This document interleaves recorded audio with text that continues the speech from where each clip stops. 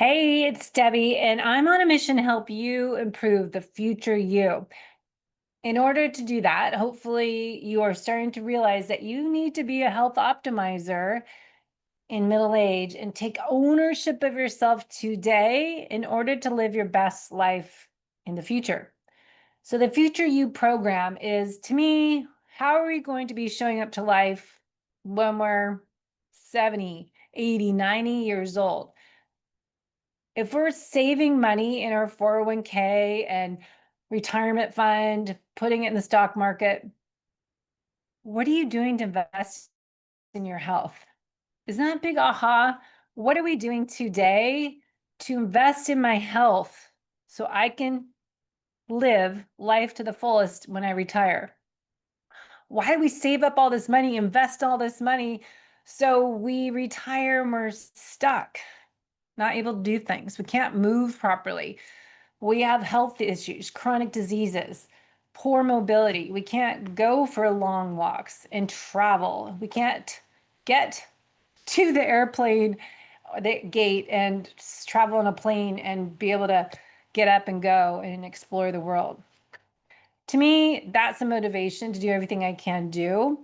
And today I wanted to bring back Dr. Donald Dennis. He did a very in-depth presentation. You must watch the video version of the slides he shared on mold in your sinuses and really showed us all these kind of gross, scary, but real photos of people as he was an ear, nose, and throat doctor and but it focuses on mold in our sinuses and how mold, as well as other toxins that we breathe in, can impair the rest of the body.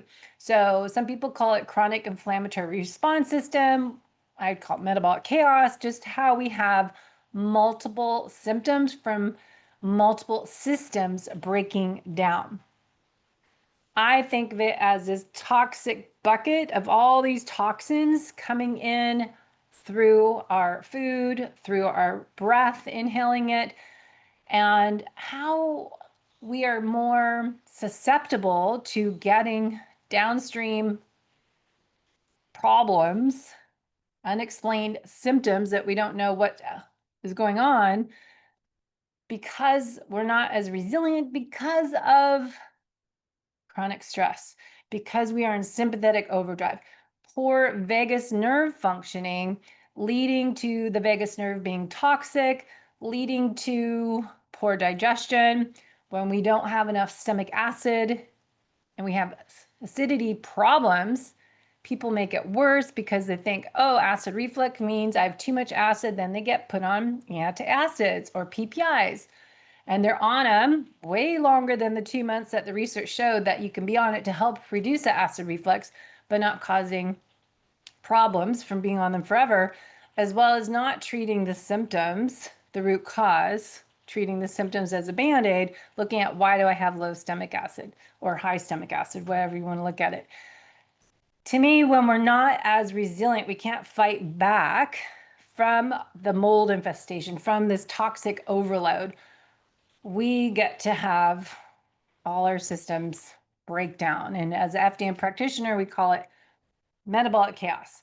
So I wanted Dr. Donald Dennis to come on the show to talk about how to test for mold. What can we do about it? What are signs and symptoms of mold? And as he works on solutions at their company, Microbalance Solutions, what are we able to do about it? So sharing the screen on the video version here, but you can see their website. It's very educational, the Microbalance Health Story. We can learn from Dr. Donald Dennis and his story, but we'll talk to him today about the products and his research on this to create these products. Now, what is interesting is looking at mold in your health and education, but looking at antifungals, detoxification, healing, and then home environment, how to improve mold in your laundry, in your household, in your air. So understanding, all these resources on their website, how we can look at cleaning, for example. And so I want to dive into all this information with Dr. Donald Dennis. So let's bring him on the show and have him explain what can we do to improve mold in our environment and how we react to it and how we can heal and repair. So hold on. Just to give you a little more information on Microbounce Health Solutions, and make sure you use our Coach Chevy Potts discount code, but really how important understanding what mold can do in our body, that we don't even know we were exposed to mold. As I go back into my timeline and realize, oh, I had mold probably in the ceilings at my fitness studio that I worked in for 10 years. The ceiling always had leaking from the restaurant and yoga studio showers above me. And so we often had flooding through the tiles on my floor in my studio, and the ceiling tiles were water damaged. So we can get mold from there. I also had a old Ford Explorer. The sunroof had a leak in it. So I'd had water inside my car. So then I'm inhaling mold while I'm in my car. And then we had our shower in our master bathroom that had a flood from the ceiling. So it can be everywhere. But as looking at the website, you can look at microbalancehealthproducts.com. Serious fungal infections are more likely to develop in people with weakened immune systems. So understanding this is really important. So here's Dr. Dennis. Let me push pause and we will get him on the podcast and I'll learn more from. All right, so I have Dr. Donald Dennis back to explain a little bit more about how mold can impact us and how we can repair, test, improve the outcome. And so really looking at how we can improve the aging process without having all these health issues that could just be from mold. So Dr. Dennis, thanks for coming on the podcast again to help us understand how mold can impact us. Well, you're welcome for asking me. Thank you. Well, last time you shared this great presentation, we looked at the slides, so people need to go back and watch the video on that because it's very powerful. And ever since we had that, I think earlier this year, just the sinus cavities, how, well, we inhale mold, but how that can get stuck in there and how all these downstream problems that we don't know are possibly connected to inhaling mold. So tell us a little bit about how that all works and what you have learned in your career. Well, there are basically three different genes. They're not related. One is chronic sinusitis, and 20% of the population have that. The other one is chronic sinusitis with polyp formation, which is totally different from the first one. They're two different ones. And that's the worst one in terms of a sinus issue, because when mold hits their mucosa, they develop polyps in response to the mold, which blocks all their passages and causes chronic infection. And as soon as they get back in mold after they had surgery, they get it back again instead of repeat surgeries. So, and then the third one is MTHFR. You can't methylate B12, some variant of that. There are a bunch of different ones, but they cannot excrete the toxins fast enough. So 80% of the population can excrete the toxins, so they have no symptoms at all while they're getting poisoned. And the reason you would want to be out of it is because it is a major carcinogen. Mycotoxins are. So if you go in a pathology lab in a hospital where all the cancers come in, all the different ones like liver, spleen, bone, brain, lung, kidney, liver, all those kinds of cancers, if you take all of them as a group and test each one for mycotoxins, 87% of them got mycotoxins in the cancer, which is known to be carcinogenic. So it's a big issue with people who are getting malignancies. Now, a small percentage get malignancies, but the point is the toxin is carcinogenic the whole time, just like everybody doesn't get lung cancer that smokes cigarettes. You know, it's something that you don't want to be in, even if you have no symptom. So you're finding correlations. So order of operations, we exposed to mold, you breathe it in, and you can have people have different reactions to the same mold will be different in, say, 3 different people. Yeah, and so you have someone who has zero sinus symptoms at all. They don't have nasal polyps, but they have an energy score. Like if 10 is normal, they'll have a 2 or a 3 energy score, and a cognition score would 10 would be normal. They would have a 2 or a 3, sometimes 4 or 5. But the point is, they're not at the top of their game, and so these are the ones that really need to get out of this situation. They have to move into a safe environment, basically. Now that's a hard thing to do. Some people can't ever get out of it. And there's some things you can do. Of course, you can find the source and then fix it. But if you're really sick and have neurological symptoms like you got blindness or deafness, or you can't stand up, or your brain doesn't work, it's best to get into a safe place where you know you're getting better while you're addressing the other on the side, But the most important thing, you're trying to save the brain from the damage it gets from mycotoxins as quickly as you can. So you're breathing it in, and then it gets through the blood-brain barrier and impacts the brain. Yeah, it goes exactly from the sinuses into the brain.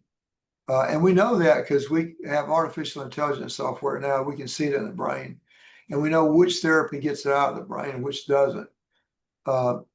That's important to know when you're trying to treat somebody. But that software is not published yet, so you can't get this everywhere yet. But it'll take a few years for it to get, international. Wow. So what are some symptoms that, hey, I didn't know I was exposed to mold. I have some different things, but I'm not putting all the pieces of the puzzle together. So example, I know people that have bruising under their eyes or dark spots, or they just have inflammation. What are some maybe physical, mental, emotional things that you might relate to? First clues that, oh, that could be mold reacting to mold exposure. Well, if they have chronic nasal congestion all the time, like drippy nose, what does that mean? You can't breathe through your nose, and you got a runny nose or congestion, and you have excretions from your sinuses. It doesn't have to be infected. It's just chronic that way. So that means you're breathing something you're allergic to, basically. And you got to find out what it is and then get rid of it. The inside environmental air is important because we're all breathing about 3,000 gallons of air a day. But with people with sinus, they're irrigating their nose out twice a day with 8 ounces and using antifungals, but they're breathing 3,000 gallons of air a day. So it means the treatment can't work with that kind of volume. Think of it like trying to dry off while in the shower. You can't do it because it's too much volume. So would you have drippy nose, congestion just indoor, outdoors? Is it just nonstop usually? Well, if it's mold, it's usually in the moldy environment. Unless but after you get out of the environment, usually the symptom goes away. If you get the mold out of the sinuses and the nose. But even if you're in a safe environment and the nose and sinuses are full of fungus, then you'll still have the symptom. So you've got to remove it from the sinuses, which is usually surgery. But it's not, serious, big deal, life-threatening surgery. It's pretty straightforward. Well, before that, how do we test if we have mold? Do you use a VCS test? Do you use some simple tests, and then we can do, the I think ones that mycotoxins? all the there's nothing wrong with all the testing, except that the simple way to do it is do mold plates. We have some mold plates on that website.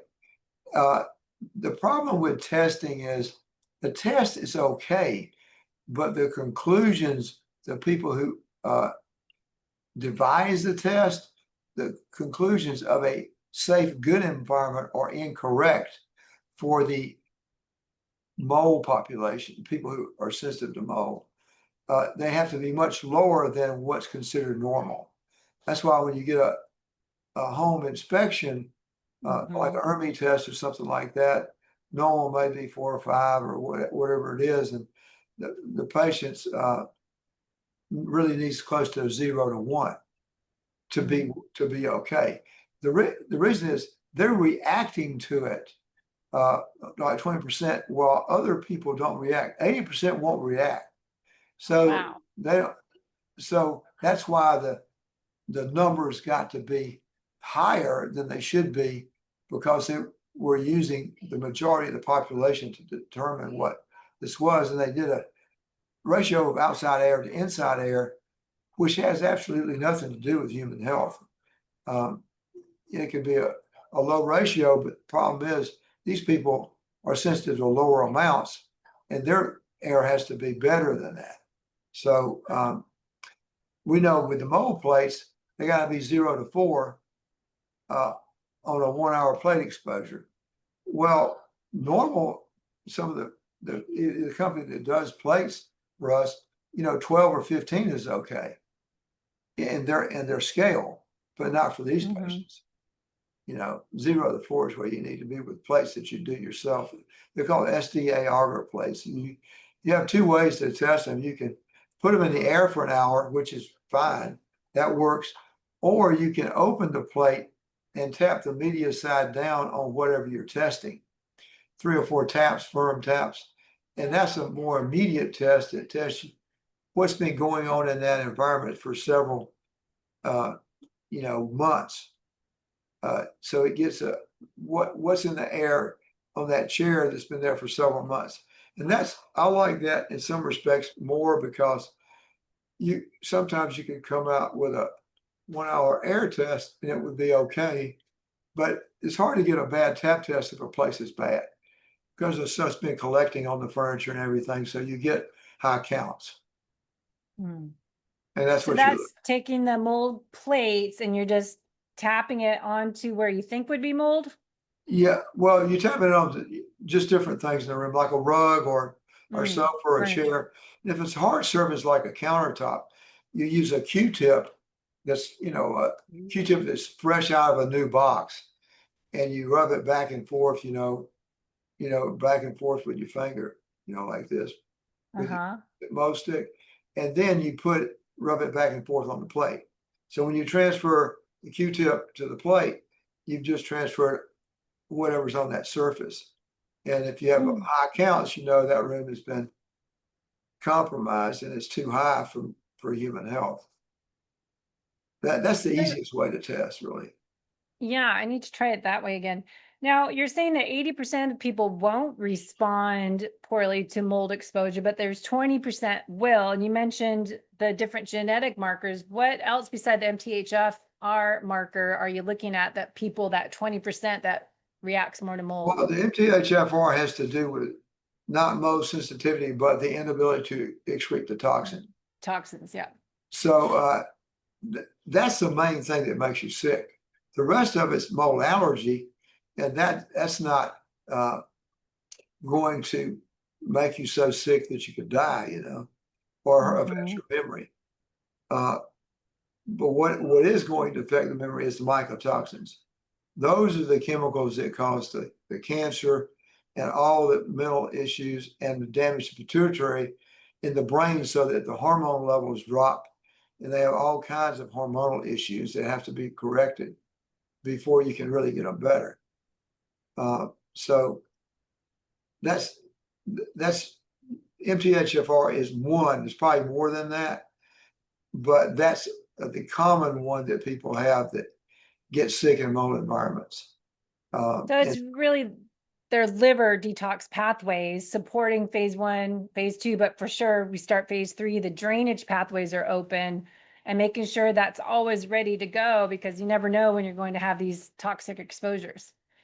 That's right. And so these people can get detox, but the point is, if you're breathing 3,000 gallons of air a day in a bad environment, you're not going to ever get detox. It's not going to happen. You can't win. You've got to get into a safe environment for the detoxification therapy to work. Oxygen and all the stuff we do. Oxygen is the main item that gets it out of the brain. It's got to be about 95% oxygen with a face mask and breathe for 2 hours a day. And of course, you can use hyperbaric oxygen too. That's even better, but most people don't have access to that. but anybody can breathe oxygen while they're doing something else, so they don't waste time, having to assign 2 hours to that. And if they start doing it in 15 minutes, they start feeling bad. That means they're getting rid of it fast, and they have to stop at 15 minutes because that's their time. So everybody's a little different, but the oxygen opens the capillaries. The mycotoxins damage the capillaries by making them have an inflammatory response on the inside of the capillaries, so that capillaries slam down and they can't access the mycotoxins. So oxygen opens the capillaries and lets all the anti-toxicity things that we give them work. Without oxygen, you're not going to get it out of the brain too well. Oxygen is the main things. And we use that AI technology to see the toxins in the brain, so we know which therapies get it out of the brain. Yeah. Wow. So with you mentioned the HBOT hyperbaric chamber, do you have, I was just researching this, certain criteria if someone's healthy enough to do that type of treatment? Where would that be in your order of Well, operations to help someone? if they have access to it and when they're really sick, they can still do it. But we like to get them on the glutathione, NAC, liver cleanse, and Intramax is a liquid vitamin we use. Though, get them on all that stuff so they can remove it out of their system. And then to go to hyperbaric, that really works better if they're already on this stuff. So, and some people can tolerate the hyperbaric for an hour. Some people, they crash in there. That's why sometimes you like to start them on the face mask and get to drop the load down so they can tolerate the hyperbaric. But many people don't have any trouble with it, and they feel much better after several treatments. One treatment's not going to do a whole lot. You got to have a series of them. But that's the one thing that gets out of the brain probably better than anything on the planet.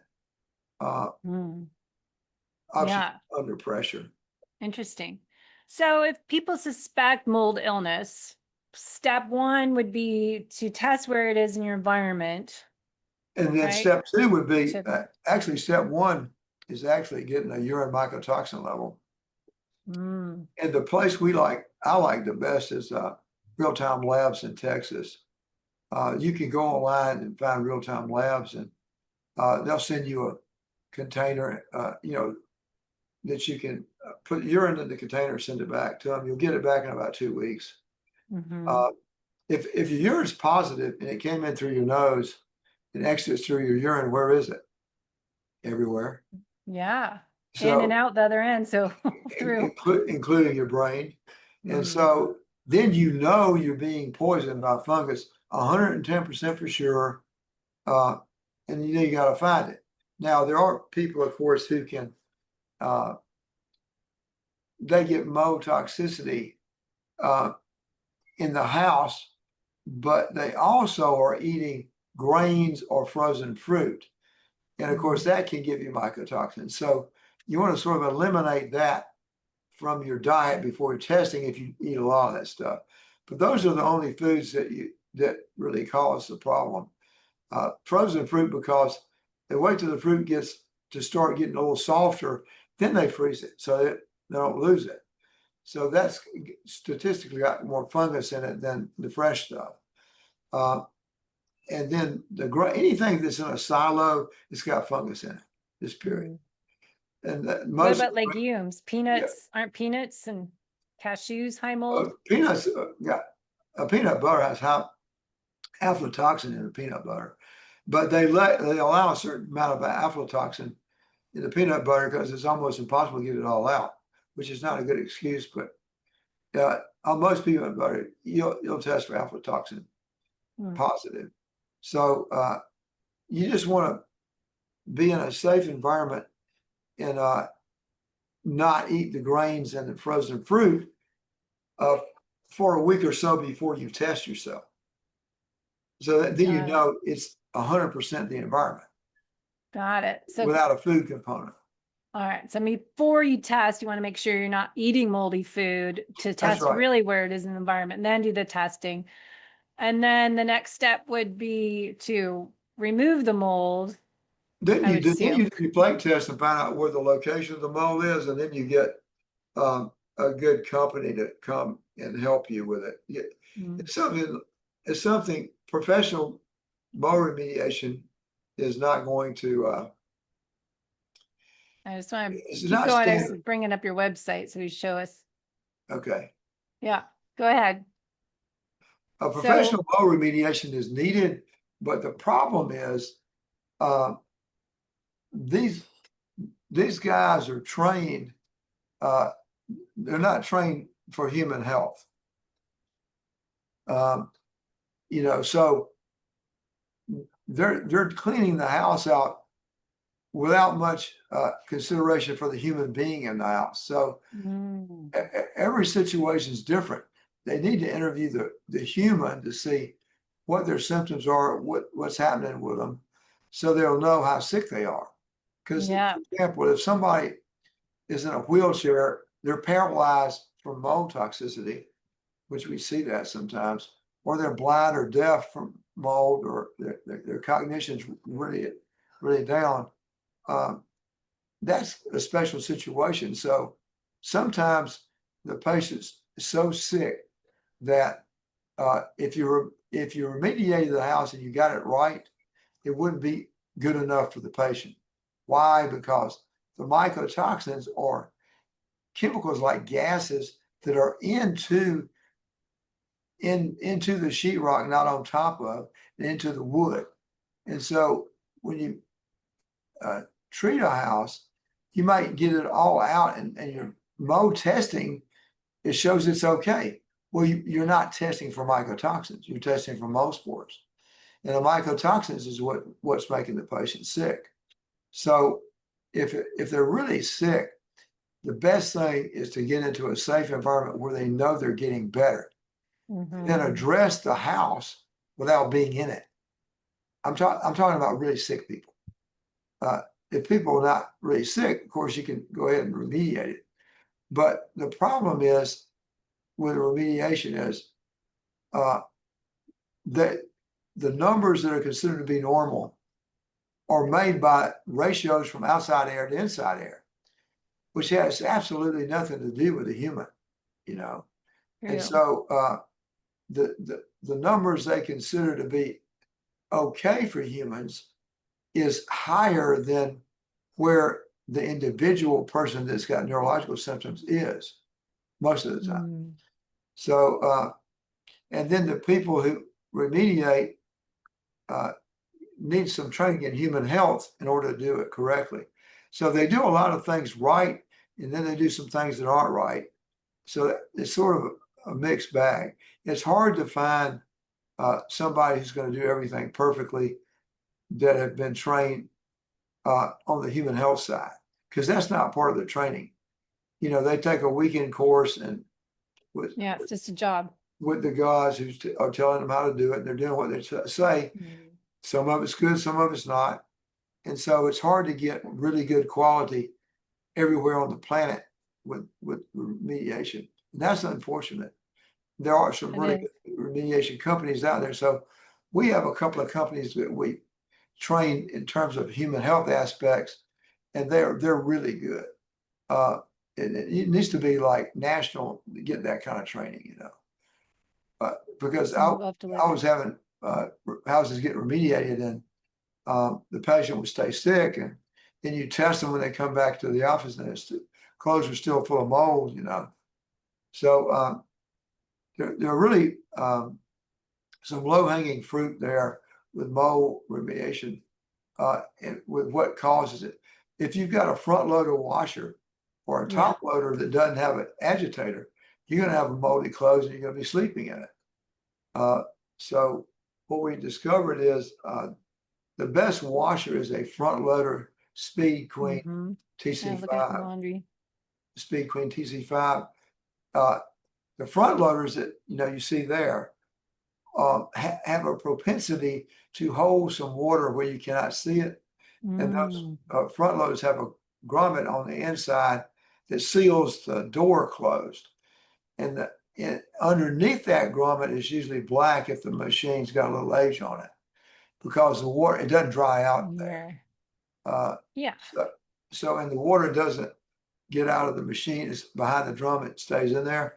So that's a really source of mold. The front loaders. And how do you Of course, clean that? when they're new, they're okay. But yeah, you put a little age on them, and they.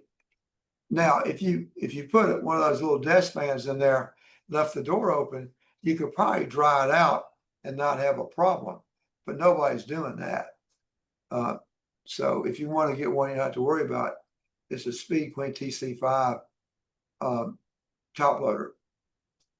well, say you have this, like most people have this type of washer. I mean, we do. And ever since we did our podcast and I had Catherine come on to go over this, and I keep trying to share this because most people don't correlate mold with their washing machine at all. And I've been looking and trying to clean mine, and that black liner is moist. I try to leave it open, but it's kind of gross in there. And how do you clean it? I know the products here, I'm showing the website, microbalancehealthproducts.com. You created this EC3 laundry additive. Can you explain that? Because I think this is so important to understand mold spores on your clothes. Well, the laundry additive is designed to get the mold out of the clothes, but if the washer is contaminated, that's not going to happen.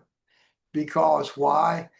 Even though that stuff's in there, you've got layers of it underneath that rubber grommet, and so the solution will get the top layer, but it won't get all of it. So you don't want to be washing with a machine that's contaminated. It's hard to get all that stuff out of there. There's ways to do it, but I had a patient who his job was he was a washing machine mechanic. He knew how to take these. He told me, Doc, I can get this cleaned in the jiffy. So he took it out in the front yard, took it all apart, and did a commercial steam cleaned it. It was perfect. 2 months later, it was back. The problem is the way it's designed holds water. And so long term, you want to get rid of that so you're not battling uphill all the time. And so the EC3 laundry additive works to get all the mold out of your clothes, but you want to have a machine that's not contaminated at the same time. So I still need to find out how to clean the machine. Because I found even if you go swimming or your towels are wet, or we use a sunlight and sauna and our towels are all sweaty, and then you just leave all those towels in a laundry bin and then you finally wash them. That's a big clue right there. There's probably mold just sitting in your wet towels. That's right. And so, but if you wash it in EC3 laundry, it'll kill all the mold, provided your machine's not full of it. It still does a pretty good job, but you want to start with at least it's a clean place. And yes, you can clean it, but the problem is you're doing it all the time, which is kind of a pain.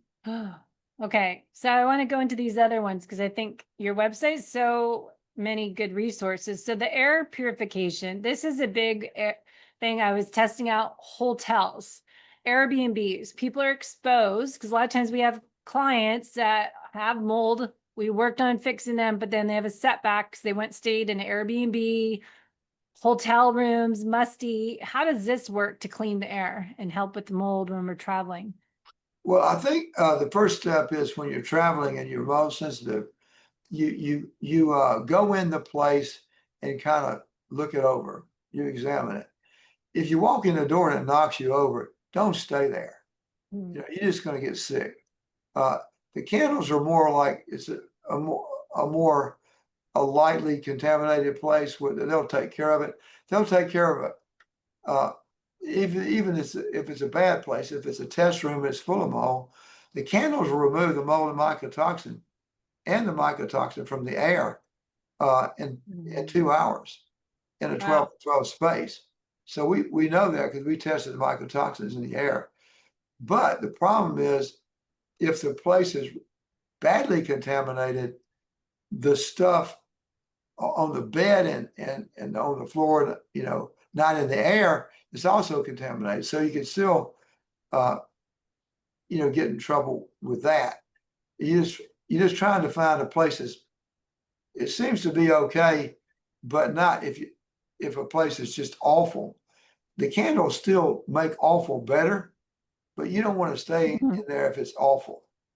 Well, plus for your sleeping, if you're just Yeah, pretty much there sleeping, you're breathing the air all night yeah, long. So would yeah, this help the air you're breathing in overnight? absolutely. So Mm. it'll make the air okay, Yeah, even in the bad room, the air, but not the contents and the stuff in the room. got it. Okay. Now, I found also that was a big one. And then talk about the household cleaning products. Where was that? The on your counters and cleaning. I found this product I've been using, the spray. Oh, Oops, where's the spray? that stuff's great. It's got an enzyme in it, so you spray it and give it a moment to sit there, and then it just lifts up everything. Oh, okay. It gets through it's a really good cleaner. Even if you weren't mold sensitive, it's just a good cleaner to use. You put that on the counters. Yeah, you can spray it on anything, but you want to give it a few minutes to stay Okay. there, and then everything comes off. The enzyme has to work. Okay. To read the directions. I often just like, oh, I'll just spray it. It's just spray cleaner, but wipe it up. That doesn't help. All right. So It doesn't take long, but if you just spray and wipe, you're still doing some good, but you do better if you're just patient, you know. okay. And then the testing kits, I use these. These are the mold plates, which we should do right away. So we went over this in a video before, the mold screening test kits and the fogger. How, The fogger, I think the fogger is the best thing we okay. ever did. The fogger, I use that all the time. Yeah. Like we have patients that come in here that are totally full of molds, you know, and we just we can fog the patient, close it all 360 degrees, and then fog a gown and put the gown on them, and then fog a hat, put the hat on them, and then I do the same thing, but I use oxygen if the patient's really contaminated.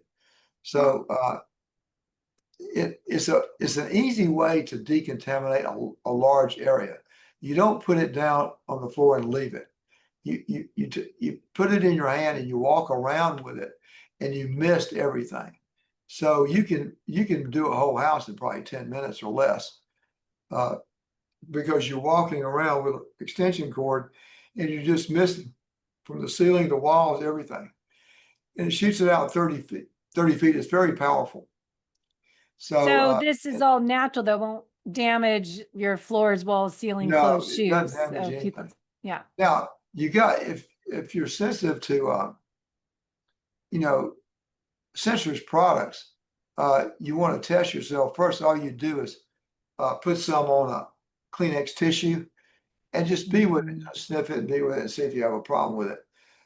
So occasionally we get some people who can't use it, but that's pretty rare. Mm-hmm. Generally, most people have no problem with it, but you don't want to just start doing everything before you make sure you're okay with it. Yeah. It doesn't Yeah. have much of an odor, but it does do the job. Okay. And it was designed. I knew somebody was going to drink it, but I thought it was going to be a kid. We had an adult lady drink 2 cups of coffee out of the fogging solution, and she didn't have no stomach ache, no nausea, no vomiting, no nothing. And so we made it so it's not to drink, but if anybody Yeah. drank it, it wouldn't hurt them. Just in case. So, That's funny. Okay, so body protocol. Years ago, when I first discovered you, the sinus spray, because I always personally feel congested up here, so I'm always curious of, the mold in there need to get retested. But how would you start, or where would you start with all these personal care products for mold well, solutions? what I would start with is first, like we tell the patients, you rinse your nose out. So we have a little device, it's called a Nasopure, and it comes with salt packets. So you use distilled water or bottled water and put it in there, and put the packet of salt in there, dump it in there and shake it up. And then that's ready to use. And then you take the citrus drops, which are 4 citrus seed extracts, and it kills viruses, fungus, and bacteria. So you take the citrus drops and you put about 3 or 4 drops in your salt water, and then rinse your nose out with it. Now the So you citrus mix drops, it together. Okay, I see. So yeah, you put the drops in the kind of neti in the pot. saline wash.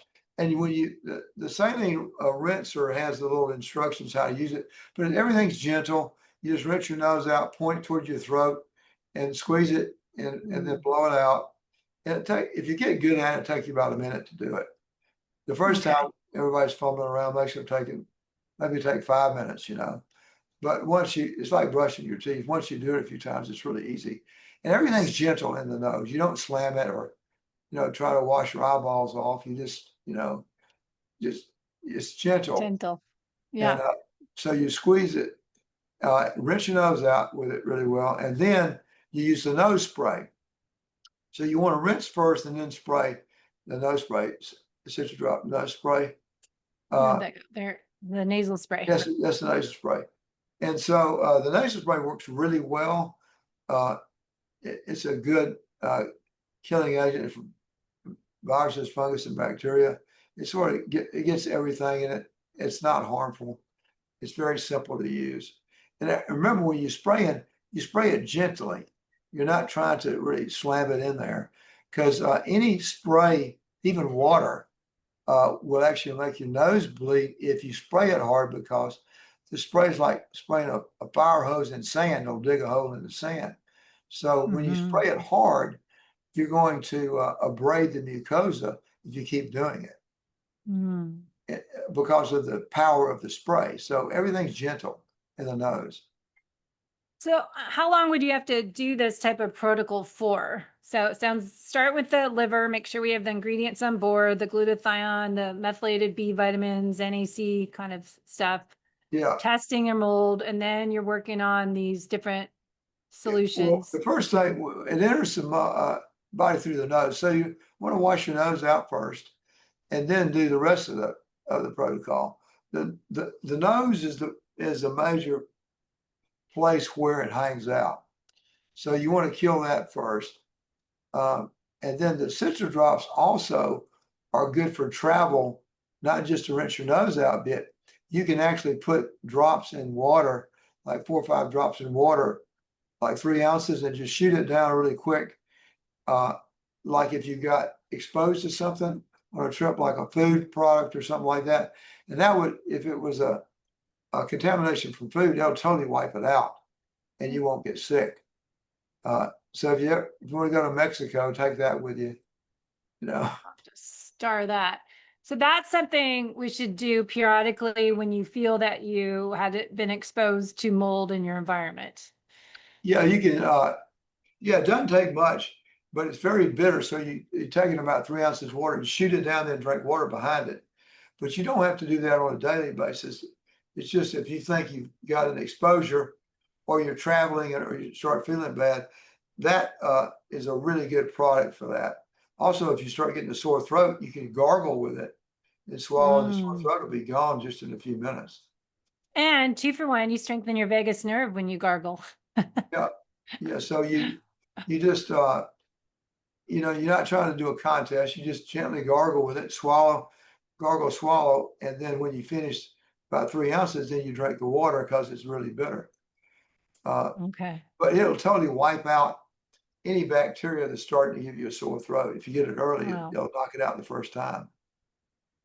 So everything's on microbalancehealthproducts.com, and we'll put a link in the show notes and discount code. But first things is, if you suspect mold, do the kits here, and then do the testing on yourself, as well as the room plates. Yeah. And then supporting your body, because I think it's looking at the people that are responding to mold is more understanding, okay, why am I reacting to mold and my spouse is not reacting to mold? Why me?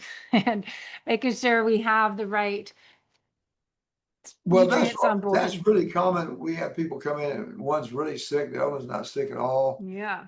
And because they don't have the gene that inhibits them from detoxifying themselves, removing the toxin from their body through their urine. That 80% of people can remove it and not get sick. So their conclusion is it can't be the house because I'm not sick. It's sort of like you're both sitting at a table for breakfast eating strawberries, and the wife breaks out in a body rash. The husband doesn't have a rash, and he says, can't be the strawberries because I don't have a rash. It's the same logic, you know. It's not logic at all. It's just one can process, the other one can't. So the one who can't process it is going to stay sick.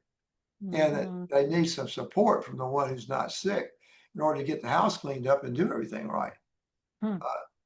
And that happens. People get divorced over stuff like this.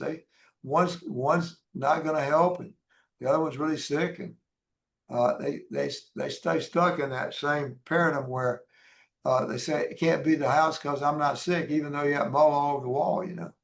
So you have to be a therapist as well as their doctor. yeah, to just to explain people what's going on, and that Yeah. yes, she is sick, and yeah, you are getting toxic materials in your body that's not good for you, and you don't want to show up late with a little touch of cancer, you know, because you stayed in a moldy house. So, and if you explain to them, most of them become helpful then because they didn't understand that it was really a problem. So when we have to wrap up here already, but what would be the top 3 tips you would give people to take ownership of their health so they can feel better, that they may not connect the dots, that their illnesses, their symptoms, that they don't know what's going on, they can't get results, but if it's related to mold, what should they do? What have I you learned? think I would tap test everything with a mold plate to see if it's a mold, and then get a urine for mycotoxins. And then you get active with the, you know, the fogger is the quickest way to do things. The fogger and the candles and the washing machine of EC3 laundry additive. Those are the main things I would do first, because you don't want to be sleeping in it and wearing it. So you want to wash everything with this, and then you want to find out where the most colonies are with your mold plates, so you can direct whoever is going to help you to find the source, because it'll be a source of moisture somewhere. Sometimes it's just heating and air system doesn't have a dehumidifier on it, and the moisture on the coils go into the house, and the patients get sick because the AC is full of black mold and it's blowing out throughout the house. So that's really easy to fix. You know, you get a dehumidifier and you get it all cleaned out. Sometimes it's so bad you got to change your system out. You know, it's so much in there. But find the source. Then that's easy to do with the mold plates and get some help. But in the meantime, you can fog it, use the candles, and you know, wash your clothes. At least that will knock out some of it, you know. And then just stay on it. Yes, for sure. And then last question, can we reverse brain inflammation from the mold toxicity? Yeah. You can have a person who, like, their cognition levels are 5 out of 10. They're usually 8 to 10. You know, they have trouble remembering, concentration, losing words, losing their way, all kinds of things. Even up to the extent of need somebody with them all the time. It can be that bad. So you want to just save your brain by doing all this stuff and finding out the source, and then taking the oxygen, glutathione, NAC, liver cleanse, and Intramax, or the complete thymic formula vitamins. That protocol works for most people if they get the counts under control. But if you're still in the shower, nothing's going to work. Yeah, that's such a good analogy. Yeah. Well, we appreciate always learning from you. There's so much information you've shared on your website, and the products that you have created. They're pretty simple and affordable, easy to use, and they're not filled with chemicals. So they're clean, you can trust, and I'm sure third-party tested and used by many people. Success stories available on the website as well. Thank you for having me. Glad to do it. Thank you. Let's keep us all healthy to improve our future selves so we can live life to the fullest the second half of our life. Right.